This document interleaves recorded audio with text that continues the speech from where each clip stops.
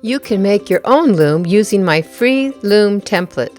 Click the link in the description to download and print it up. Here's everything else you'll need. It's all stuff you probably have at home right now. A book.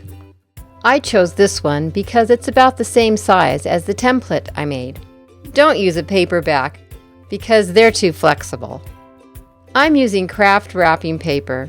You could even use the inside of any wrapping paper, and any large piece of paper will do.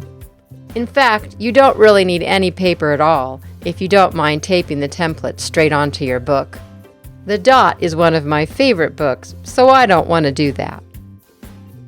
The tape is for wrapping the book up and taping on the template.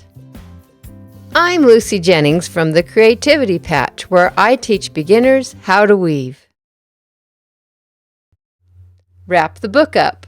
I'm not the greatest gift wrapper, so if you have a better folding method, feel free to do it your way.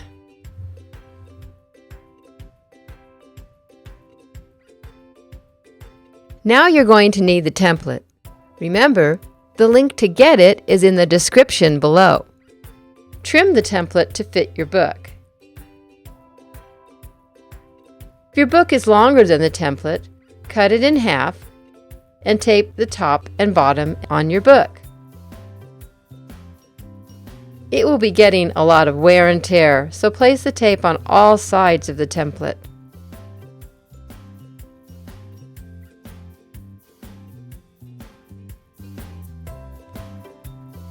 One more thing. When I was making this lesson, I got a package with some very nice cardboard lining on the bottom. A piece of cardboard that's nice and sturdy like this would make a perfect loom too.